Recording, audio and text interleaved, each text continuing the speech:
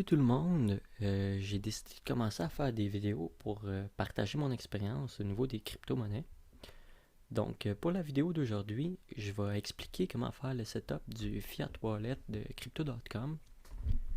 Au fait, c'est quelqu'un sur un groupe Facebook qui a demandé si c'était possible pour une personne de faire un guide pour faire le setup justement. Et puis je me suis dit que ça serait plus intéressant de faire une vidéo que de faire un PDF par exemple.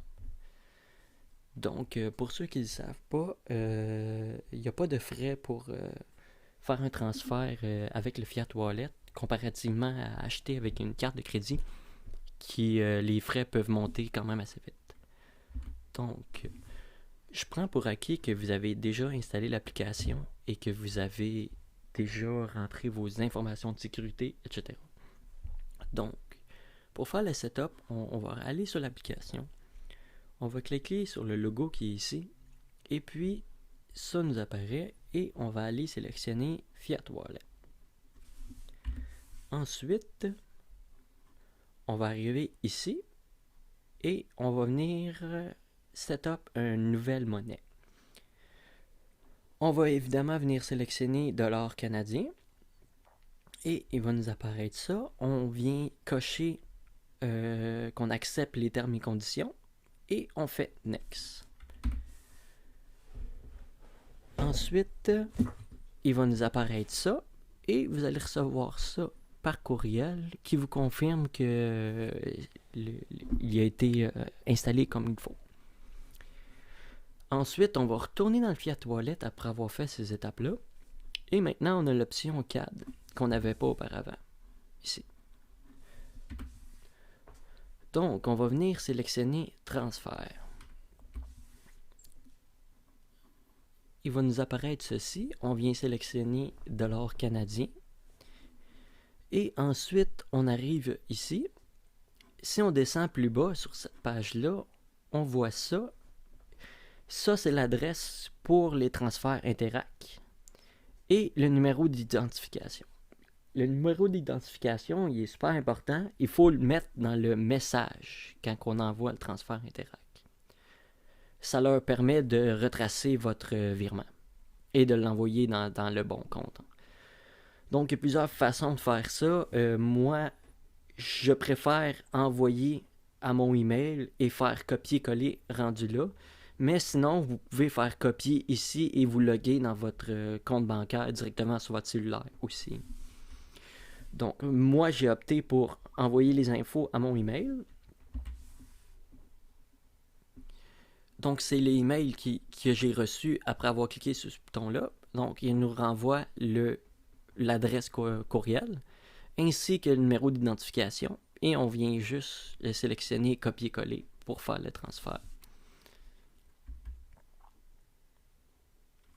Ensuite, au niveau de la banque, on vient rentrer l'adresse et dans message, il faut venir mettre le numéro d'identification que je vous ai parlé plus tôt. C'est comme ça qui leur permet de retracer la transaction.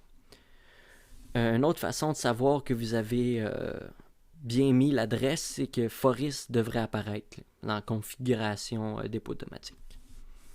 Donc, on vient rentrer le numéro d'identification qu'on avait plus tôt ici, dans Message.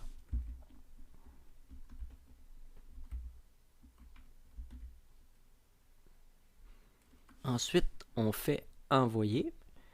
Et puis, le numéro d'identification va réapparaître ici. Et il vous donne un numéro de référence. Si vous vous êtes trompé dans le numéro d'identification, ce numéro de référence-là va être utile. Donc, si jamais vous avez fait une erreur de frappe ou vous avez fait copier-coller et que vous avez fait une erreur dans le numéro d'identification, on va utiliser ce numéro-là, le numéro de référence, qu'on va venir rentrer sur la petite page qu'il y avait plus tôt. Si jamais vous vous êtes trompé, on va cliquer Enter Here et on va venir mettre le numéro de référence qu'on a donné plus tôt. Ça va leur permettre de les retracer si jamais on a fait une erreur dans le numéro d'identification.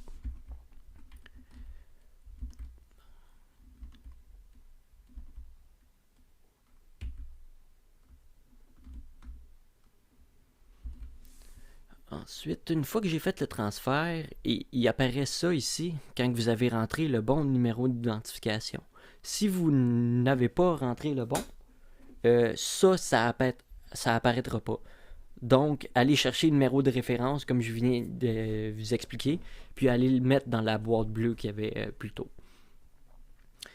Donc, ici, j'ai fait le dépôt à 14h dimanche d'après-midi, et puis j'ai reçu l'argent le lundi matin à 8h17.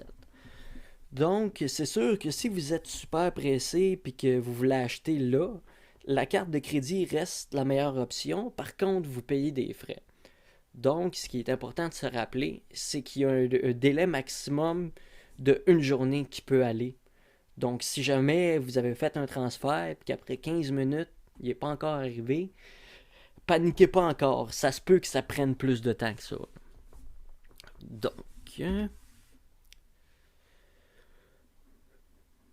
pour faire les transferts, il faut que la banque accepte les dépôts automatiques. Donc, au niveau de Desjardins, ça marche pas parce que la question est obligatoire et Banque nationale aussi.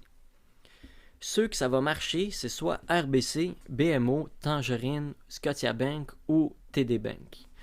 Donc, essayez même pas avec Desjardins, les fonds rentreront pas et puis vous allez devoir attendre qu'ils les renvoient dans votre compte.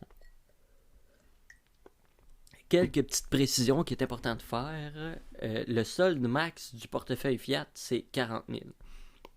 Donc, si vous approchez ça, pensez soit à retirer ou acheter des cryptos. Pour faire le virement, il y a un minimum de 100$ canadiens pour faire un virement. Et il y a une limite de 3 transactions par jour et 30 par mois. Donc, c'est à prendre en considération. Ils peuvent vous charger des frais si vous dépassez ces fameuses limites-là. Petit truc. Je sais qu'il y en a beaucoup qui ont eu de la misère à rejoindre quand ils ont des questions au niveau du sport technique, etc. Puis j'ai un petit truc à vous donner à propos de ça. À la place d'aller direct ici et d'essayer de les contacter via l'application, envoyez-leur un courriel via leur compte Facebook officiel. Ils vont vous demander de lui donner votre code de référence. Donc, pour le code de référence, on va aller cliquer sur ce logo encore. Et puis, en descendant un peu, on a l'option Reward ici.